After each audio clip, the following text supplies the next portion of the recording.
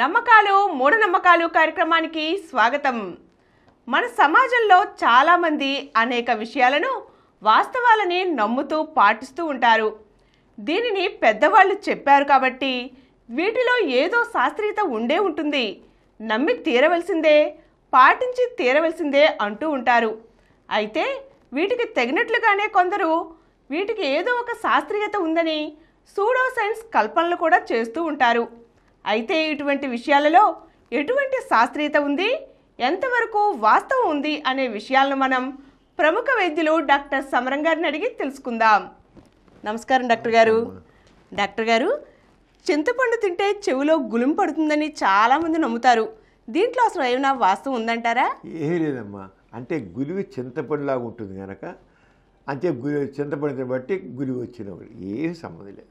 అంటే మనం కొద్దిగా కూడా కామన్ సెన్స్ ఉపయోగించాడు. చింతపండు చెవులోకి ఎందుకు రావాలి, అప్పుడు నోట్లో కూడా రావాలి, ముక్కులో రావాలి, అన్ని చోట్ల రావాలి. మరి చింతపండు తింటే అది శరీరం అంతా ఉన్నప్పుడు నీకు అన్ని చోట్ల చింతపండు ఉండాలి. ముక్కులో కూడా తెలిసి ఇంత రావాలి చింతపండు, నోట్లో కూడా ఇక్కడ ఉండిపోవాలి. మరి అన్ని చోట్ల తయారవ్వాలి కదా, చెవులోనే ఎందుకు ఉండాలి? అంచేత అది అర్థం లేదు. మన చెవిలో సీబం అనేది ఒక పదార్థం తయారు, అది చింతపండు రూపంలో ఉంటుంది, పల్చగా ఉంటుంది సీబం. అది దేనికంటే చెవిని చక్కగా ఆరోగ్యం ఉంచడం కోసం అని. చెవిలో కూడా మొత్తం ఏంటంటే మనం బయట నుంచి వాతావరణంలో క్రిములు ఉంటాయి, కళ్ళబడి కళ్ళకలకలు వస్తుంటాయి, అలాగే ముక్కుతో వేసి ముక్కులోకి ఇస్తుంటాయి, గొంతుకు వస్తుంటాయి, మరి రకరకాల క్రిములు ఎఫెక్ట్ ఇస్తాయి. అయితే ఎక్కడికక్కడ మనకి ప్రొటెక్ట్ చేసేవి ఉన్నాయి దాన్ని. అంటే ఆ క్రిముల నుంచి మన కళ్ళు రక్షించుకొనుకో కంట్లో నీళ్లు కారుతుంటాయి, లాక్రిమల్ ఫ్లూయిడ్ అంటాం. ఆ లాక్రిమల్ ఫ్లూయిడ్ ఏం చేస్తుంది? అది ఒట్టి నీళ్లు కాదు, దాంట్లో యాంటీ బ్యాక్టీరియా, యాంటీవైరస్, ఇవో ఎంజైమ్స్ ఉంటాయి, వాటిని కిల్ చేస్తాయి కళ్ళలోకి. ఇంకా వాటి కెపాసిటీ కూడా దాటిపోయి అప్పుడు కళ్ళ లాంటివి ఆ జబ్బులు వస్తాయి. కానీ మామూలుగా నిరంతరం అవుట్ సైడ్ వచ్చే ఆ క్రిముల్ని అవి నిరోధిస్తాయి. అలాగే ముక్కులో కూడా, అలాగే గొంతుకులో కూడా మన నిరంతరం కూడా రక్షణ యంత్రాంగం ఉంటుంది. లేకపోతే మనకి ఏదో జబ్బు వచ్చేస్తుంది. అంటే అవుట్ సైడ్ తేలిగ్గా ఎక్స్పోజ్ అయ్యి ఇక్కడ చెవులు కూడా కదా. అంటే చెవుల్లో ఏంటి సీబం అనేది వేలైతే కంట్లో లాక్రిమల్ ఫ్లూయిడ్ అన్నాము, ముక్కులో కూడా ఫ్లూయిడ్ ఉంటుంది.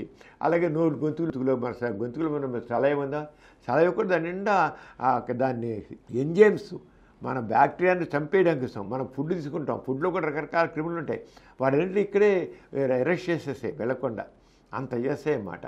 అంటే ప్రతి చోట అలా ఉన్నాయి. అలాగే చెవిలో సీబం మెటీరియల్ ఉంటుందన్నమాట, అది పల్చగా ఉంటుంది. అయితే కొంతమందికి ఎక్కువ ప్రొడ్యూస్ అవుతుంది, కళ్ళలో నీళ్ళు వస్తాయి, కొంతమంది నోట్లో ఉమ్ము తయారవుతుంది, అది పూను ఉమ్ముతుంటారు. ఎందుకు అవసరం దానికంటే ఎక్కువ తయారవుతుంటుంది.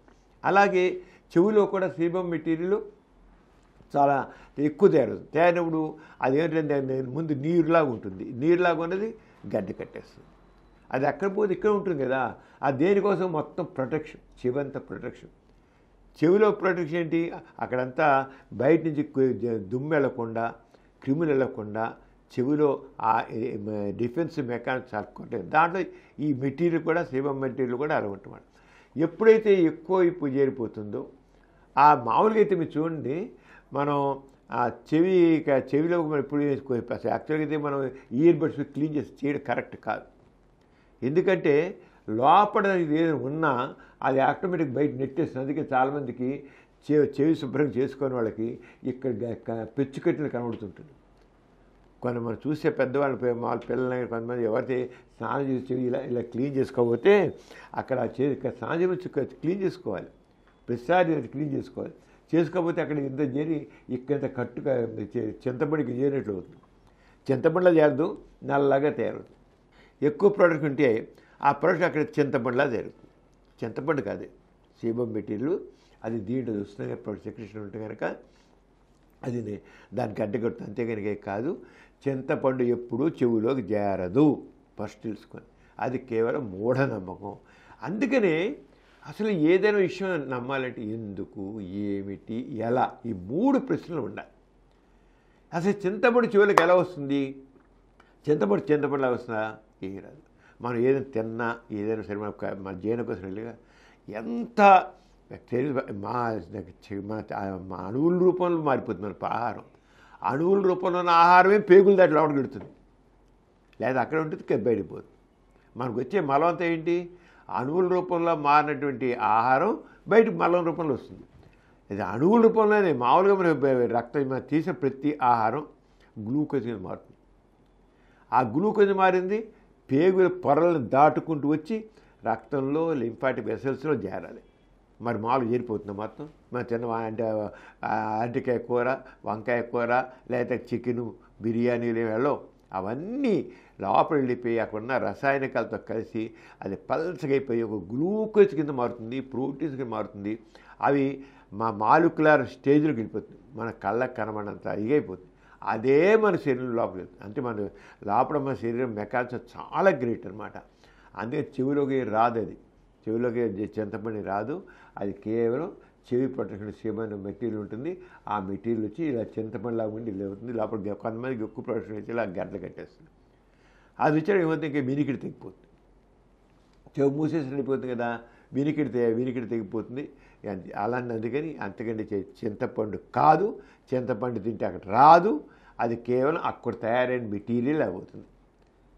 అక్కడున్న మెటీరియలే ఆ మెటీరియల్ తయారయ్యి దాని పర్పస్ మీదుగా చెవిని ప్రొటెక్ట్ చేయడం.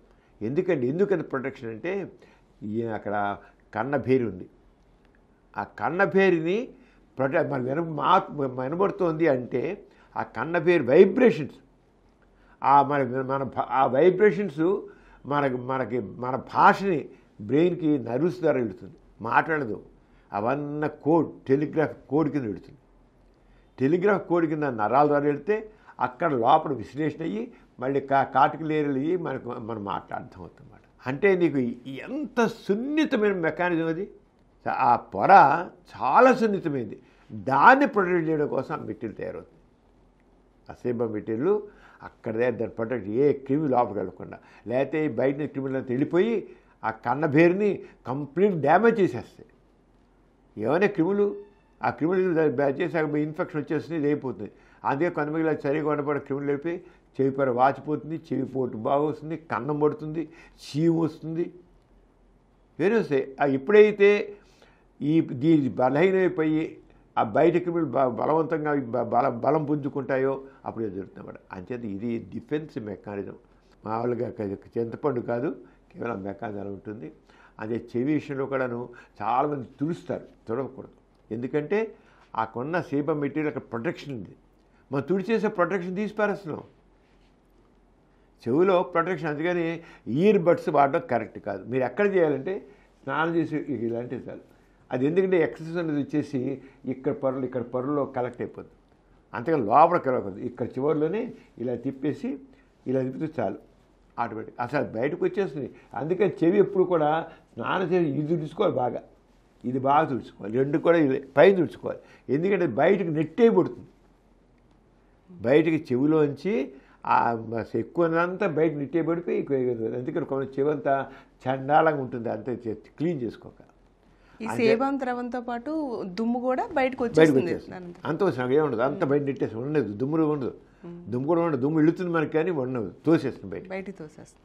చూడు ఇంత ఉందని చెవియో చింతపండు చెప్పడం అర్థం లేదు అసలు. ఇంత మెకానిజం. ఇప్పుడు మనం ఇయర్ బడ్స్ పెట్టి తిప్పితే ఏమవుతుందంటే ఏదైతే అక్కడ ఉండాలో ఆ మెటీరియల్ తీసేస్తాం, తుడిచేసి మరి బయట వెళ్ళి తేలిగ్గా అక్కడ అటాచ్ చేసేస్తాయి. ఇయర్ బడ్స్ వాడడం కరెక్ట్ కాదు. కేవలం బయటనే తుడుచుకోవాలి, ఇక పెట్టుకు వెళ్ళి తుడుచుకోవాలి అంతే. ఇక్కడే లోపలికి మనం పెట్టకూడదు. లోపల పెట్టేమా మన డిఫెన్స్ మెకానిజం ఏదైతే క్లీన్ చేయాలో దాన్ని డ్యామేజ్ చేస్తాం. క్రిములు తేలిగ్గా లోపలికి వెళ్ళడానికి ఎలా చేస్తాం. అది న్యాచురల్ మెకానిజం. మనం బతుకున్నంతకాలం మెకానిజం జరుగుతూనే ఉంటుంది. అంతకనికి కాదు. అంతేదకి చింతపండు గులివి కింద మారుతుంది, మీనింగ్లెస్ అర్థం. అది ప్రతి వారికి శాస్త్రీయ విజ్ఞానం ఉండాలి, శాస్త్రీయ పొందాలి. అంతేగాని ఎవడో చెప్పాడని వినేయడం కాదు. దొన్నపోతు తీరిందంటే దొండ కట్టేయాలి అన్నట్లు ఉంటుంది. దొన్నపోతు తీరడం ఏంటి అసలు? దొన్నపోతు ఏంటి కదా, మొగది కదా, దానికి గర్భకోశం ఉండదు కదా, దానికి కడుపు రాదు కదా. ప్రశ్నించడం నేర్చుకోవాలి. ఈ ఆస్తికత్వంలో ప్రశ్నించే తత్వాన్నే తీసేస్తారు. అన్ని గుడ్డిగా ఏదైతే దేవుడి వల్ల జరిగింది, దేవుడి సృష్టి అంతే. ఇంకా మనిషికి ఆస్తికత్వంలో మనిషికి ఆలోచించే శక్తిని, ప్రశ్నించే శక్తి లేకుండా ఒకళ్ళు ప్రశ్నించే ఈ సృష్టి ఎలా వచ్చింది, దేవుడు సృష్టించి. మరి దేవుడు ఎవరు సృష్టించాడు అని అనుకోండి, వరాయ్ తప్పు, దేవుడి నుంచి ప్రశ్న వేయకూడదు. దేవ సృష్టి అంతే, దేవుని గురించి మొత్తం ప్రశ్నించకూడదు అంటారు. కానీ ఇంకేంది ఆస్తికత్వం ఇంతే. ఇది కూడా అంతే, చింతపండు అంతే. మన శరీరంలో అనేక రకాలైన అవయవాలు ఉన్నాయి. వీటన్నిటికీ రక్షణ విధానం కూడా ఉంది. ముఖ్యంగా మన ముఖంలో ఉన్న ముక్కు, చెవులు, నోటికి వీటన్నిటిని రక్షించడానికి కొన్ని ద్రవాలు ఊరుతూ ఉంటాయి. ఇవి కాస్త ఎక్కువగా ఊరినప్పుడు అవి కాస్త గడ్డకట్టి చెవులో అయితే గులుములా ఏర్పడుతుంది. అంతేగాని మన చెవిలో గులుము ఏర్పడిందంటే అది మనం తిన్న చింతపండు వల్ల కాదు. చింతపండు మన పేగుల్లోకి వెళ్ళిపోయి అది గ్లూకోజ్గా మారిపోతుంది, కానీ చెవి దాకా చేరి గులిమిగా మారదు. తెలుసుకున్నారు కదండి. ఇటువంటి విజ్ఞానదాయకమైన కార్యక్రమాల కోసం మా ప్రగతి ఛానల్ను తప్పక వీక్షించండి. Thank you. ఈ కార్యక్రమం మీకు ఎంతో నచ్చింది కదా.